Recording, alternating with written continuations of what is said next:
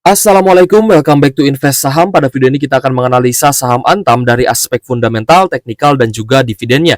Apakah memang sudah waktunya kita memborong lagi saham Antam karena laba bersih kuartal 2-nya meroket 450% dan berada di fase bullish reversal. Nah, tapi sebelum lanjut, disclaimer on guys ya, video ini bukan ajakan jual beli saham, jadi tetap do your own research. Saya pun ingin mengucapkan ke teman-teman selamat merayakan Hari Kemerdekaan Indonesia yang ke-79. Ya, semoga kita selalu diberikan cuan yang melimpah dan juga kesehatan ya guys ya. Nah, memang untuk Antam ini labanya naik ya sangat tinggi 450% pada kuartal 2 2024 karena harga emas juga terbang alias all time high. Dan di sini kita pun akan melihat guys ya bahwa Antam ini berhasil mencetak laba 1,3 triliun pada kuartal 2 2024. Capaian ini meroket ratusan persen secara kuartalan. Kinerja bottom line yang kuat ditopang oleh peningkatan penjualan sepanjang kuartal kedua tahun ini hingga 68% kuartal on kuartal dari 8,6 triliun menjadi 14,56 triliun. Jika lebih dirinci, segmen emas masih menempati porsi yang terbanyak hingga 77% dari pendapatan setara dengan 77,10%. Segmen ini juga masih mencatatkan pertumbuhan yang bagus guys ya, lebih dari 40% secara kuartalan. Sementara yang tumbuh paling pesat di kuartal 2 2024 adalah segmen nikel yang melonjak 434% kuartalan menjadi 2,95 triliun dan rinciannya di sini guys ya. Teman-teman juga bisa lihat rinciannya. Jadi memang Antam ini adalah perusahaan emas ya, perusahaan yang menjual emas meskipun mungkin ya bahan emasnya itu juga diambil dari berbagai perusahaan swasta ya guys ya, dan juga kita melihat bahwa porsi logam mulia emas ini paling besar ya, 77,10%. Jadi kemungkinan besar Antam ini kedepannya akan terus membaik ya. Untuk harga sahamnya juga berpotensi akan naik ya karena kita melihat kemarin sempat downtrend. Secara kuartalan naik ya untuk pertumbuhan penjualan emasnya 45,70%, sedangkan nikel pertumbuhan pada kuartal 2 sangat baik ya 434%, tapi porsinya juga kecil ya hanya 20,25% saja. Berikut dengan bauksit dan alumina juga porsinya kecil hanya 2,5% dengan pertumbuhan 6,31%. Jadi memang dominasi segmen emas ini memberikan manfaat yang sangat positif ya bagi saham Antam pada kuartal mendatang ya, karena kemungkinan di kuartal selanjutnya pun laba dari Antam ini akan terus stabil mengingat harga emas yang juga terus mengalami kenaikan guys ya. Ini preferensi saya pribadi ya, karena saya sebagai seorang muslim jadi saya meyakini bahwa harga emas itu dinubuatkan ya oleh Nabi besar Muhammad SAW akan terus stabil ya guys, dan akan terus akan terus diminati dan akan terus dibeli ya guys ya oleh manusia itu sampai hari kiamat, akan terus berlaku lah ya dan tidak akan pernah mati ya untuk emas ini ya, karena sesuai dengan kepercayaan saya ya, sesuai dengan apa yang dinubuatkan oleh Nabi besar, di mana harga emas ini ya kedepannya akan terus diberlakukan ya, akan dipakai lah oleh umat manusia seperti itu. Jadi meskipun ada fluktuasi di harga emas ya atau di XAU ya, tapi tetap kita melihat bahwa secara jangka panjang ya garis besarnya harga emas ini ya di dunia terus akan naik ya, karena emas itu melawan inflasi yang inflasi akan menurunkan value ya dari sebuah mata uang. Ya, dan juga kita melihat memang yang memborong emas ini yaitu adalah bank sentral dari negara-negara besar seperti Rusia, Cina, dan lain-lain seperti itu ya. Oke guys, untuk Antam sendiri untuk fair value-nya ya berdasarkan dari pemberitaan CNBC ya kita lihat di sekitar 2.350 per saham, sedangkan untuk harga saat ini adalah di 1.310 guys ya. Jadi masih under value sekitar 44,3%. Nah, teman-teman disodorkan dengan perusahaan yang under value ya, teman-teman disodorkan dengan perusahaan bagus yang rutin bagi dividen. Kenapa kok masih memilih saham-saham yang tidak jelas? Padahal di depan mata sudah ada perusahaan yang bagus, labanya positif, rutin bagi dividen gitu guys ya, dan secara fundamental juga sangat baik ya untuk diinvestasikan. Untuk Antam harganya kemarin itu naik ya di hari Jumat, naik 5,42% di level Rp1.460 per saham. Dan untuk Antam kita lihat ya secara kuartalan mengalami kenaikan, secara year on year juga mengalami kenaikan pada kuartal 2 2024 ini. Dan kita berharap pada kuartal 3 dan kuartal 4 nanti labanya juga akan bisa naik lagi mengingat harga emas yang terus mengalami kenaikan dan bahkan sedang di fase all time high ya guys ya. Dengan P ratio 11 kali dan PBV 1,2 kali ya, secara teknikal pun kita melihat memang harga Antam ini sudah cukup under value dan sangat menarik ya untuk dibeli kemarin guys ya sebelum harganya itu naik.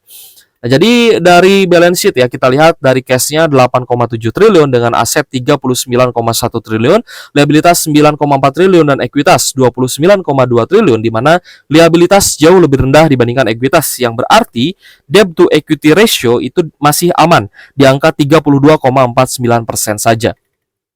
Dengan net profit margin 9% dan juga rutin bagi dividen ya, dengan yield sekitar 8,7% pada harga saat ini, dan terakhir bagi dividen itu di 21 Mei 2024, Antam return on asetnya di angka 6,9% dan return on equity 9,38%. Nah, jadi secara fundamental kita melihat ya, valuasi dari Antam juga masih menarik sebenarnya. Kenapa kok pairnya sempat naik tinggi ya? Kalau misalnya kita lihat dari mean PE standard deviation di 1 tahun terakhir.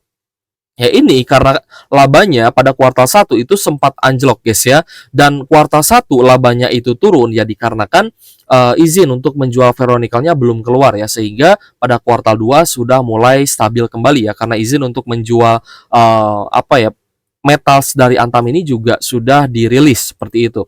Jadi Antam ya, PE ratio-nya kembali lagi kita lihat ya, mean PE standard deviation di 12,7 kali dengan PER saat ini di 11,31 kali guys ya.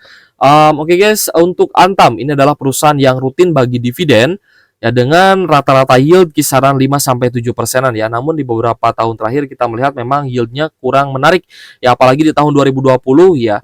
Tapi meskipun demikian, kita juga memperhatikan bahwa ternyata Antam ini termasuk salah satu perusahaan yang rutin bagi dividen bahkan di saat krisis sekalipun, yaitu di tahun 2020 juga masih mampu ya untuk membagikan dividen kepada para investornya. Lalu Antam ya, kita akan bahas juga secara seasonality, di mana di 7 tahun terakhir kita melihat memang untuk Antam ini ada potensi probabilitasnya ini akan turun ya guys ya di bulan September, yang berarti di bulan Agustus probabilitas kenaikannya sangat baik ya guys ya, mencapai 71%.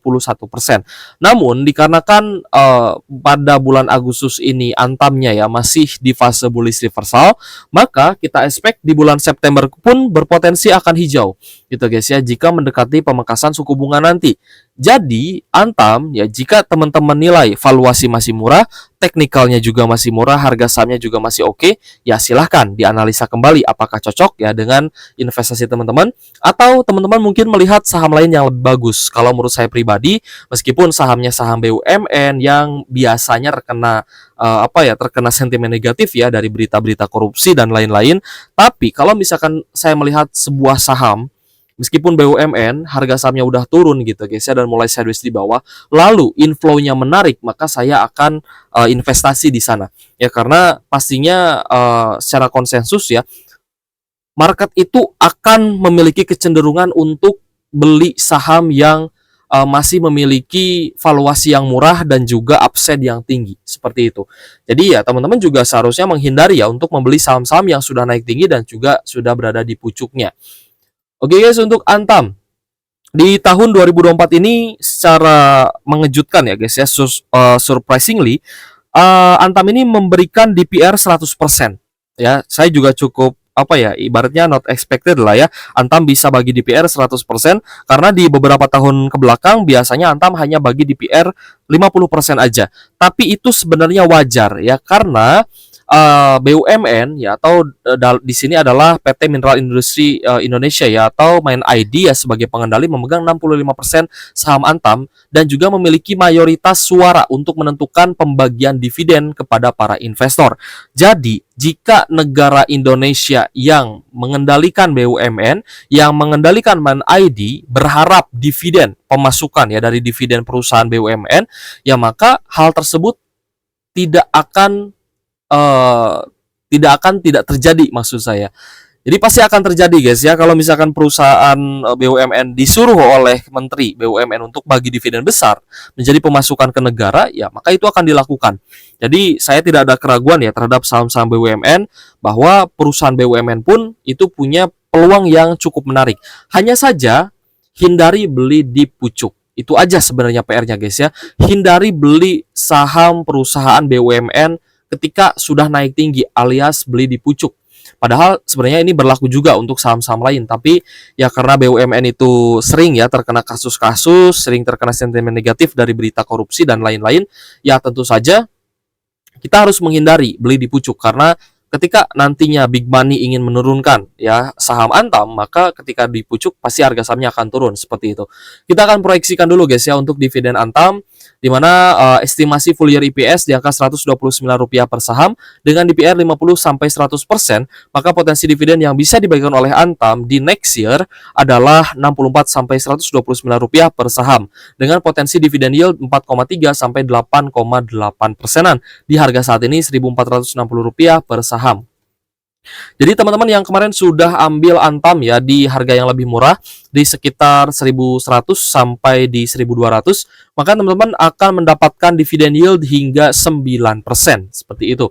Jadi investasi di Antam ini sebenarnya tidak ada ruginya guys ya, karena memang masih berada di fase downtrend dan mencoba untuk rebound kembali alias berada di fase bullish reversal. Jadi untuk Antam kita melihat ya untuk upside-nya, kalau misalkan berdasarkan CNBC ya guys ya, memang kita lihat untuk fair value di 2.350 ya. Tapi target saya sih ke 2.400 sebenarnya ya. Semoga lah bisa tercapai ya untuk harga Antamnya sampai di 2.400, 2.600 bahkan ya, sempat menyentuh di 2.000, bahkan di 2.800 ya, sampai di 3.000-an. Itu di tahun 2022 guys ya, ketika waktu itu memang booming komoditas ya, terutama batu bara. Jadi untuk target kita sebenarnya sampai di 2400-an ya. Coba kita akan lihat upside ya yang bisa kita capai di saham Antam untuk investasi setidaknya sampai di pembagian dividen 2025 nanti. Sekitar 60%-an guys ya. Tapi kalau misalkan berdasarkan resisten sebelumnya di sekitar 2380 ya nggak masalah juga, karena upside-nya juga masih cukup tinggi ya, 63,59%. Semoga saja Antam ini historisnya akan seperti saham Pegas ya, yang waktu itu memang tertekan ya karena isu force major. Tapi ya semoga saja mirip lah dengan pergerakan saham Pegas yang sempat tertekan ya karena ada isu force majors, sehingga harga Pegas bisa naik dan sulit untuk turun lagi. Nah, semoga pun Antam bisa seperti itu guys ya, ketika nantinya sudah naik, sudah uptrend dengan potensial upside 63%, tidak ada lagi sentimen negatif apapun, tidak ada lagi pemberitaan yang kasus-kasus yang miring gitu guys ya. Semoga Antam bisa lanjut uptrend pada kuartal 3, kuartal 4, kita pantau terus nanti laba bersihnya ya. Tapi gini ya, kalau misalkan teman-teman melihat sebuah saham itu downtrend ya, maka yang harus teman-teman perhatikan adalah money flow. Jika buangannya masih banyak, lebih baik teman-teman tunggu dulu aja, wait and see. Tapi jika sudah ada tanda-tanda bullish reversal, inflow-nya sudah bagus, maka teman-teman ya silahkan buy on weakness, beli di bawah. Karena sudah ada tanda-tanda teman-teman melihat bahwa inflow-nya ini bagus dan mulai diborong lagi, sehingga teman-teman tidak akan hold terlalu lama. Ingat guys, teman-teman tidak akan hold terlalu lama sampai nanti floating profit gitu ya, karena kan yang kita harapkan beli langsung cuan. Siapa sih yang nggak mau beli langsung naik gitu? Siapa sih yang nggak mau beli langsung naik? Kalau misal teman-teman nggak mau beli langsung naik ya berarti pengennya mungkin nyangkut ya. Tapi saya rasa tidak ada investor yang pengen nyangkut, pengennya beli langsung naik, beli langsung naik. Nah, ini sebenarnya ilmu yang bisa diterapkan ya, tapi akan sangat sulit jika teman-teman masih belum bisa mengendalikan emosi ya guys ya. Nah, di sini kita akan melihat ya money flow dari saham Antam ya alias aneka tambang, di mana di beberapa waktu sebelumnya memang kita melihat ya meskipun sempat ada inflow yang bagus, namun itu tertutupi ya dengan distribusi yang juga besar. Jadi ketika terakumulasi misalkan 15M, wah ternyata next day malah distribusi 23M. Jadi akumulasinya, value-nya itu masih kalah ya dengan value distribusinya. Nah, tapi kalau misalkan kita perhatikan, kapan sih Antam ini mulai menarik? Kapan sih Antam ini mulai terakumulasi gitu guys ya? Bahkan sampai di tanggal 13 Agustus pun guys ya, tanggal 13 Agustus kalau misalkan kita cek ya guys ya, berarti di sekitar sini guys. Nah, 13 Agustus sebenarnya sudah mulai naik ya.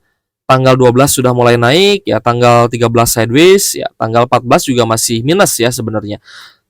Nah, di sini guys, tanggal 13 Agustus pun sebenarnya ini masih ada outflow, ya masih ada distribusi lah ya dari investor asing 71 miliar. Nah, tapi tanggal 14 ini sudah mulai berbalik akumulasi. Namun value-nya masih rendah.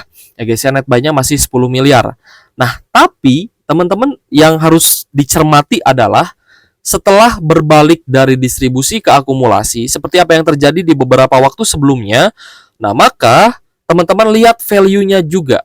Ya, ketika value-nya jauh lebih tinggi ya guys ya dibandingkan dengan net sell-nya, maka ini adalah tanda-tanda bullish reversal, apalagi disertai dengan kenaikan saham Antam sebesar 6,13%. Lalu dilanjutkan kemarin hari Jumat ya naik lagi 5,41%, disertai dengan akumulasi 79 miliar di saham Antam. Jadi Antam dari Moneyflow bisa kita konfirmasi bahwa ini adalah bullish reversal, di mana Antam bisa rebound lagi, bisa uptrend lagi, dan waktu untuk membeli saham Antam di harga saat ini juga belum terlambat ya guys ya, masih di area beli ya untuk saham Antam sampai di sekitar ya 1.500-an lah. Kalau misalkan saya lihat ya secara resisten di MA 150, maka di bawah 1.500 ini sebenarnya masih area yang cukup menarik untuk saham Antam. Tapi aspek Antam berpotensi akan cukup sideways ya. Kemungkinan akan ada higher low. Misalkan hari Senin depan ya tanggal 19 itu dia naik, bisa juga turun dulu ya, bisa juga turun ya mungkin sampai menutup gap sebelumnya sampai di 1380 atau 1400-an. Biasanya prediksi kita itu tidak sentuh ya guys ya di area low-nya. Itu pun sebenarnya menjadi kesempatan untuk teman-teman tambah muatan di area sini. Nah, jadi jika di hari Senin nanti ada koreksi sampai terjadi higher low ya guys ya sekitar 1350 sampai di 1420-an. Ini sebenarnya menjadi area beli teman-teman. Jangan sampai ketinggalan ya di area sini jika teman-teman berminat ya untuk investasi di saham Antam. Kembali lagi disclaimer on, ini bukan ajakan jual beli saham, jadi tetap do your own research guys ya.